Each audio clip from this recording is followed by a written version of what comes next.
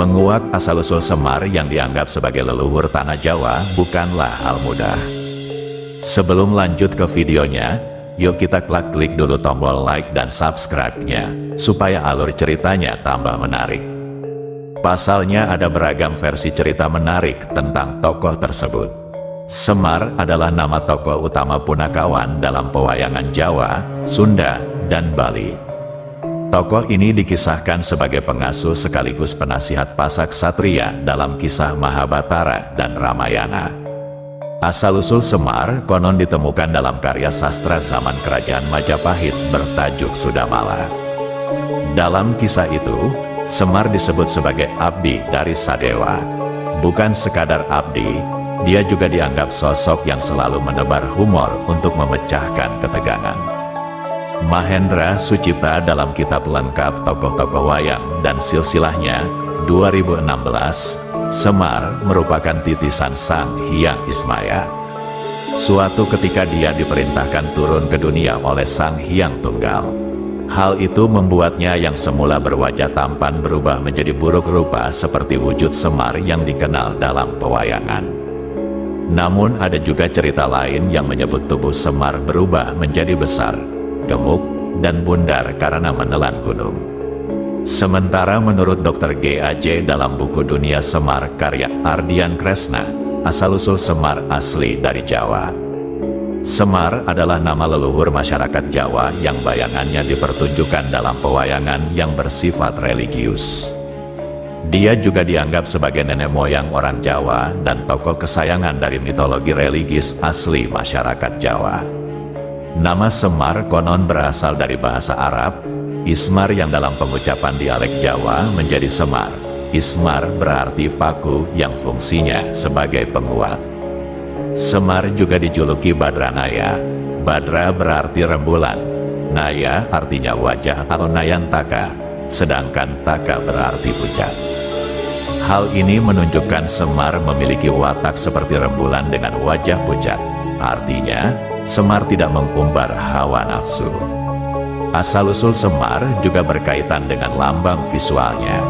Bentuk wayang Semar yang bulat melambangkan tekad bulat untuk mengabdi kepada kebaikan dan kebenaran. Jari kirinya selalu menunjuk, artinya dia memberikan petunjuk yang benar. Tangan kanannya menggenggam, yang artinya baik itu bersifat subjektif. Matanya setengah tertutup dan melihat ke atas yang dimaknai sebagai sosok idealis. Dalam buku cerita Galur Wayang Kulit Purwa Cirebon, mata sipit Semar menggambarkan orang yang senantiasa berzikir kepada Allah. Dagu dan mulutnya diikat dengan rantai sampai kaki yang mengandung makna segala ucapan manusia harus selaras dengan perilaku sehari-hari. Semar juga memakai kuncung kencana sari yang berasal dari kata kun dan muncung atau muncul dan timbul, yaitu kun fayakun. Dengan gambaran tersebut, asal-usul Semar masih menjadi misteri sekaligus merupakan simbol kesempurnaan hidup.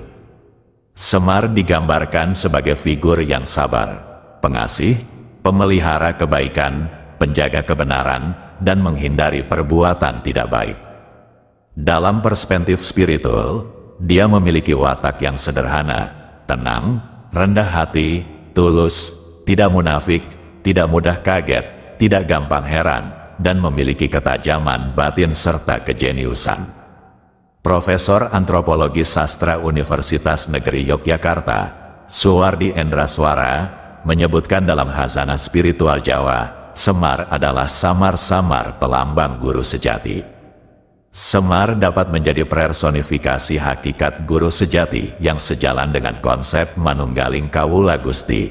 Itulah sebabnya Semar dan tokoh Punakawan lainnya diceritakan sebagai pamomong para ksatria seperti dalam kisah Mahabharata dan Ramayana.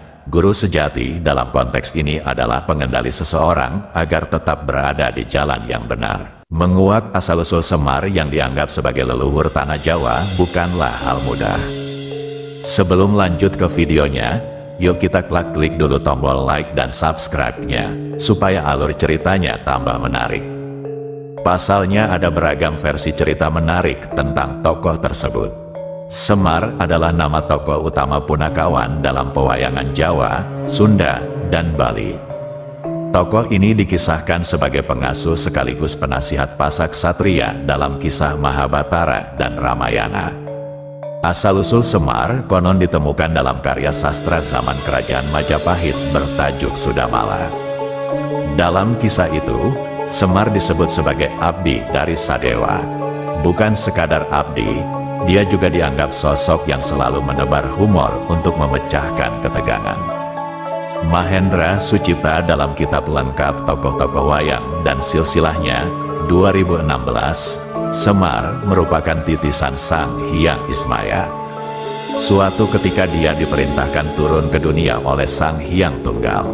Hal itu membuatnya yang semula berwajah tampan berubah menjadi buruk rupa seperti wujud Semar yang dikenal dalam pewayangan.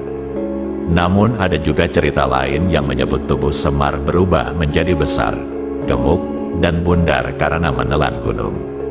Sementara menurut Dr. G.A.J. dalam buku Dunia Semar karya Ardian Kresna, asal-usul Semar asli dari Jawa. Semar adalah nama leluhur masyarakat Jawa yang bayangannya dipertunjukkan dalam pewayangan yang bersifat religius. Dia juga dianggap sebagai nenek moyang orang Jawa dan tokoh kesayangan dari mitologi religis asli masyarakat Jawa.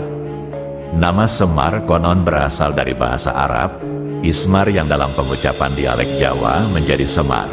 Ismar berarti paku yang fungsinya sebagai penguat. Semar juga dijuluki Badranaya. Badra berarti rembulan, Naya artinya wajah atau Nayantaka, sedangkan Taka berarti pucat. Hal ini menunjukkan Semar memiliki watak seperti rembulan dengan wajah pucat. Artinya, Semar tidak mengumbar hawa nafsu. Asal-usul Semar juga berkaitan dengan lambang visualnya. Bentuk wayang Semar yang bulat melambangkan tekad bulat untuk mengabdi kepada kebaikan dan kebenaran. Jari kirinya selalu menunjuk, artinya dia memberikan petunjuk yang benar. Tangan kanannya menggenggam, yang artinya baik itu bersifat subjektif. Matanya setengah tertutup dan melihat ke atas yang dimaknai sebagai sosok idealis. Dalam buku cerita Galur Wayang Kulit Purwa Cirebon, mata sipit Semar menggambarkan orang yang senantiasa berzikir kepada Allah. Dagu dan mulutnya diikat dengan rantai sampai kaki yang mengandung makna segala ucapan manusia harus selaras dengan perilaku sehari-hari. Semar juga memakai kuncung kencana sari yang berasal dari kata kun dan muncung atau muncul dan timbul, yaitu kun fayakun.